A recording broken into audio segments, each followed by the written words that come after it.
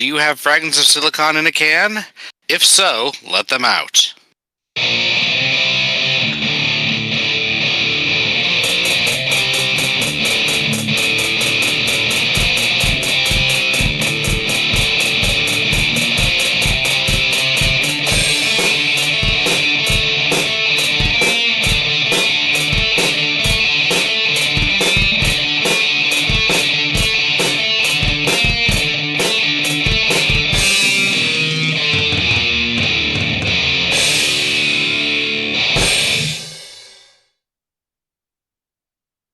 All right, welcome to another installment of Fragments of Silicon. I'm your host, Adam. Joining as always are Petty and Galax. Right, so I guess a bit of a show note before we continue forward. We were supposed to have a guest here tonight, but it looks like he was unable to make it. I was warned of some family drama a couple of days ago, unspecified, but he said at the time that it looked like it wouldn't interfere. But that's the thing about family drama; it can subsume your plans at any given time. So, hopefully we can get the things sorted and have him on next week. We'll see in that regard. But we thankfully plan for these kinds of things if we are given advance notice. Yep. Anyway, so given the setup today, Galax, you have to start us off with the news. I suppose I do. Well, I've been handling things pretty well on my own for this week. Didn't manage to get too much done last weekend, but this weekend I'm hoping to go through some of my old clothes that don't fit and put them in a thing to get rid of. Today for the last part of work, one of my coworkers in our office is getting married, so I think they're already legally married, but they're finally having the ceremony. Yeah. So for the end of the day at work, we took a company trip out to one of the islands on Casco Bay and had a nice meal at a restaurant. So that was very pleasant, and thankfully I managed to get. Maine has islands. Maine has a lot of islands. I honestly just keep thinking it's just a giant wooded area, not like there are lakes and islands around it. Yeah, but it goes all the way to the ocean, Yeah. And there are lakes too. Fair. Yeah, and it's a very scraggly coastline. So lots of little islands. Anyway, so yeah, that was fun. Beats the heck out of working, and I even managed to get all the stuff I had to get done for the week, really. At least the urgent stuff beforehand, so I didn't have to worry about doing that later. Video game-wise, I have been playing Splatoon 3. I realized that the end of the season is in about 10 days, and I still had, I think now I have 17 levels left of the catalog to go. It's trivial to get one per day, because your first one of the day, you get 90% of a level's worth of catalog points. But have to keep playing a bit for more, so I will probably be trying to do that during some of the shows tonight. And I think that's about all I have. All right, then. Petty, it's your go, then. Oh, let's see where to start. Mom has another job interview tomorrow, so hopefully they decide that they want to have her as an employee and she gets out of our hair. Dealing with my mother is not fun. She's one of those people you'd rather deal with in small doses, not daily. I know how that goes. And like the pool, unfortunately, there is like a twig/leaf that's messed up some of the tubing. So we're going to have one of the people from the pool company send a guy out for a service call. So that's going to be like $80. Get that fixed. So that's going to be fun. But hopefully they can fix it right and we don't have collapsing tubing on our hands anymore. Because that's not a fun noise the pump makes when it's starting to run dry. 0 out of 10 would not recommend. As far as gaming goes, this weekend I was able to, well, last weekend I was able to sell that Digimon card. So it kind of sucks I had to get rid of it, but at the same time I got $150 cash and like the core of 2 decks I was looking to build. So I can't really be too upset because I got stuff I was looking for. The new Digimon trading card game ban list should be coming out this Friday. So I think it's Friday Japan, so it might be Thursday night for us. I forget what the time was on that. And we don't even know if it's actually going to be in English yet or if it's going to be Japan only ban list. Because the English social media accounts haven't mentioned anything yet. Usually they give us like a week notice. Well, they're trying to bring the versions in line, but we'll see. Yeah, so that's why it would be very odd as you're trying to bring the versions in line to have one version have a different ban list than the other. So they're probably going to drop it on us, like drop it on the English social media account probably day it happens. Even though they do have fairly different play styles, apparently. Yes, Japan is best of 1 and English is best of 3. So that does considerably... Well, and I mean also like what kinds of decks people like. Well, that's a best of 1, a best of 3 will definitely indicate what type of decks you want to bring. That's true. Because like in English, you can afford to drop 1 round, where in Japan you don't. There is only a 1 round. Mm-hmm. Well, that would make it easier. This past weekend, I went to my local game store. Their regular, I guess it was an Evo Cup thing, and we had 11 people, and it went for way too long. As somebody who went to the Midwestern Regionals can attest, 64 people. It took all day. Well, that's a regionals. That's a special event. I was just, there's no one else around for me to hang out with this weekend. I'm going to go and try and do a thing that I usually can't do. Yeah, fair. As far as other gaming stuff, I still haven't had a chance to put some time into Spider-Man like I've been wanting to. But that's more I had Digimon stuff on Saturday and Sunday. Sunday was a pain in the ass. And that was before podcast stuff. Though most of it was because most of the Sunday issues was because of Saturday. I was out way too long at the card shop over in Kansas for the tournament thing I was at. I've also been playing more Rock Band because I like Rock Band. Might as well get some use out of my Riff Master while I can. What, is it on the verge of breaking? No, but it's more.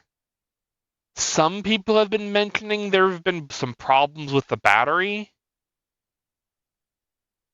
So if that becomes an issue, I think I still have 2 years warranty on it through Best Buy. But if they don't have any in stock, they're going to give me the money back for it type situation. I see. So I might as well use it if I got it, get some enjoyment. And yeah, I think that's it for me. I guess that means it's my turn. Let me see. But, like, this week has given me new hatred to the term "it's a done deal." Because I'm like, when it's not a done deal. Like, both in terms of the show, because, like, let's just say a guest was saying, or the representative was saying, yeah, it's a done deal, I just need to confirm. And, all of a sudden it's, tunes were changed, and people, well, not so much they dropped out, but they tried to change the entire format of my show. Oh, that's It's fun. like if you can just email your questions, he'll answer them. I'm like, no, we're not doing that. There are I'm like, very, very few people we would even think about doing that for. yeah. And it's like it's not really my fault you can't find post release work or whatever was trying to be communicated there. Like, so, well, value to that. But it's like, tried the interview email before last year. The thing is, the people I tried to do that with, they never fucking responded to my question. And also, this format is not very conducive to that style of interview. No, it's if we were doing a write-up version, it'd be fine.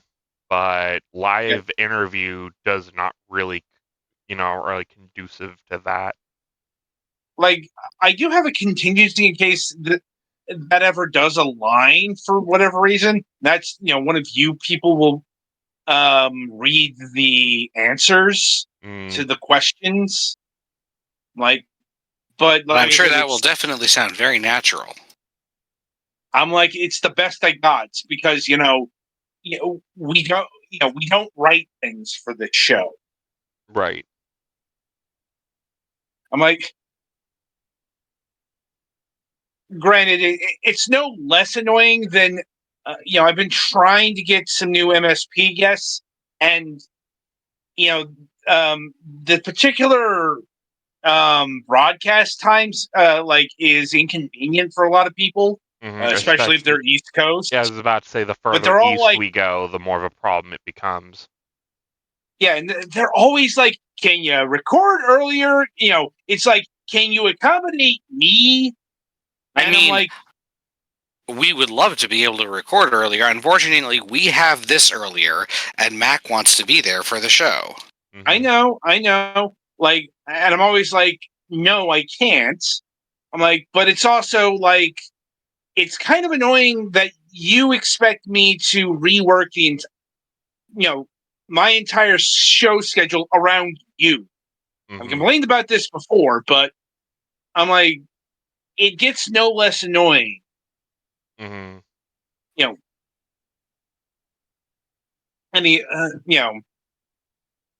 Putting all that aside, I'm also looking for a certain type of guest. Like, do you guys know of any Digimon people?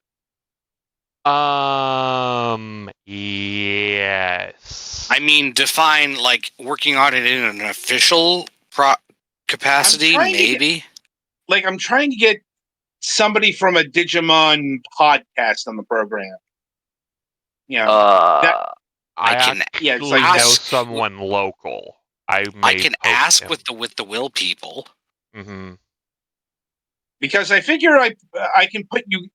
You're always talking about Digimon, the card game, and shit like that. So I figure pulling somebody from that world will be something that you two can talk about.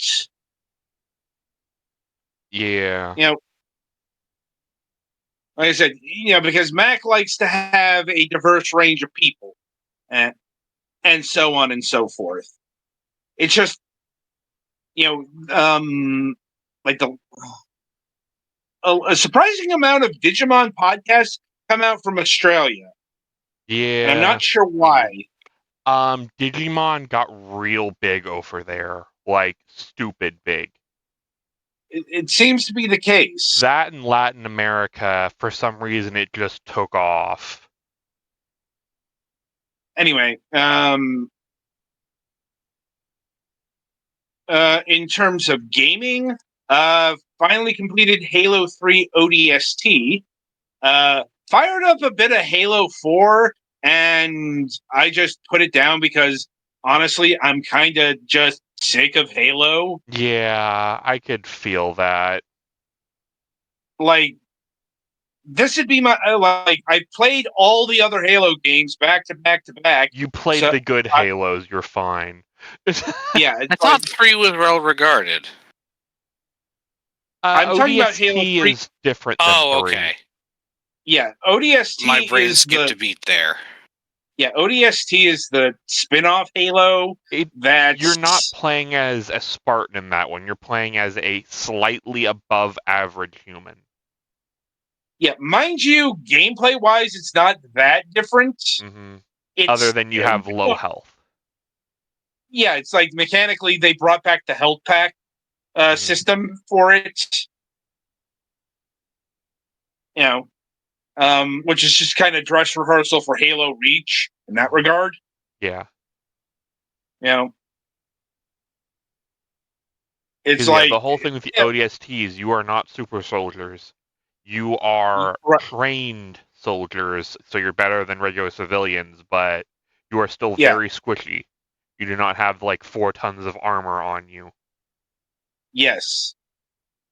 And I will maintain that ODST has some awful, awful sound design, and I hope whoever thought having all the pants and grunt was a good idea got summarily dismissed from the Halo series, because I got really tired of hearing my character grunt. Yeah. It's like I can get the logic behind having that because, again, you're not a super soldier. Actual doing soldier stuff is hard, but at the same time, tone it down a little bit. Yeah. Anyway, so I've put Halo aside and deleted it off my hard drive. Mm-hmm. And subsequently freed up at least 100 gigs. Sounds about right. So I've moved on to Halo without Halo. I'm like, you laugh, but it's true. I didn't say you were wrong. Yeah, because I've moved on to Stubbs the Zombie in Rebel Without a Pulse. See, this is a third-person action game that used the Halo engine. Mm-hmm. At least back in the day. I assume it's still doing that, even with the modern remastering. There was a remaster? Yeah, Aspire remastered Stubbs the Zombie a few years back. I'll have to go look at that because I vaguely remember looking at that back in the day, but I didn't know it got remastered. Yeah, I mean, I picked it up back on Steam back when it was the original version, and they actually upgraded that, which is good because the old version didn't have things like proper controller support. It was from 2005, right? So just right in that era. Yeah, just before the 360 for Windows drivers became standardized, the control windows for drivers became standardized. Right, it was an original Xbox game. Anyway, putting all that aside, since we have a lack of guests this week, we are once again delving into the past to look at some video game related ephemera from long ago. And this time we're dredging up the first of the Nintendo Power promotional video. Seems like an especially appropriate one as we verge on the 30th anniversary of Donkey Kong Country's release. Like, indeed, this is the first Nintendo promotional VHS that they ever put out. I definitely got this one, and I don't remember whether I'm not sure whether I'm really remembering or just imagining that the VHS itself was banana yellow. From the footage here, it was not. No, I also got the this promotional VHS. I don't want to say all of them. Like, I don't think I ever got the Banjo-Kazooie one. But I certainly got at least 5 of them, and this is definitely one. I remember this from back in the day.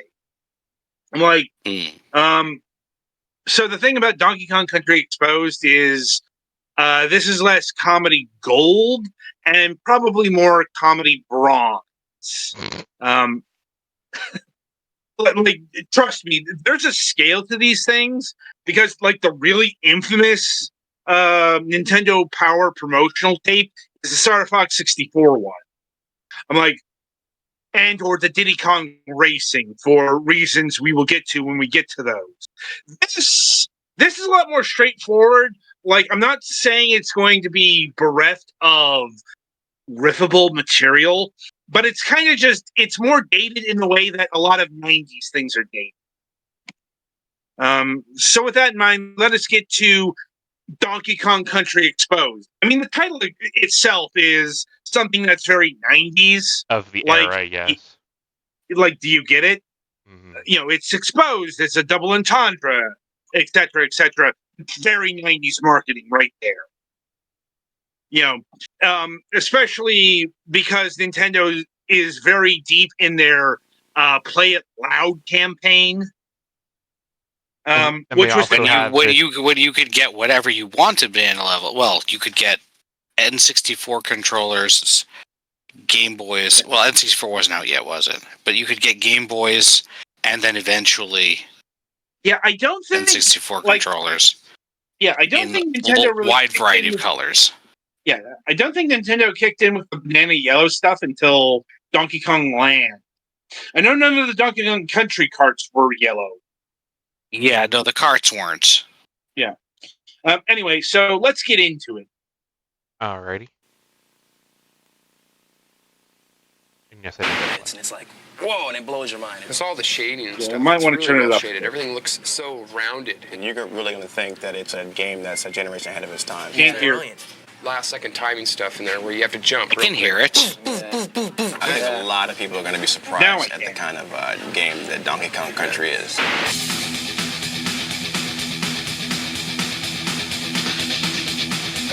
Yes, The Rock. Well, that's how it's almost a shame because the actual game music is so good. Yeah, they'll play some of the actual game music later, but you got to remember, it's the 90s. It's not the peak of extreme, but extreme is very in right now. Here we are today on our way to Redmond, Washington to take an exclusive insider's look at Nintendo's new revolutionary yet unreleased game, Donkey Kong Country. Where do they get a load of us? It's in black and white because... Negative. Well, that was negative because... The Fortress, let's find out what Donkey Kong Country is all once about. Again, let's go inside. So much of this video can be explained by, it was the 90s. Hey, it's Ken Lobb, development manager. Hey man, how's it going? That's really the comedy value here. Yeah, we get a lot of It's just bananas pictures in front of envelopes, so we'll stick it on the wall, So, that's more the intentional comedy in quotes. Ken, I want in on That's the banana shit is not funny. It's never funny.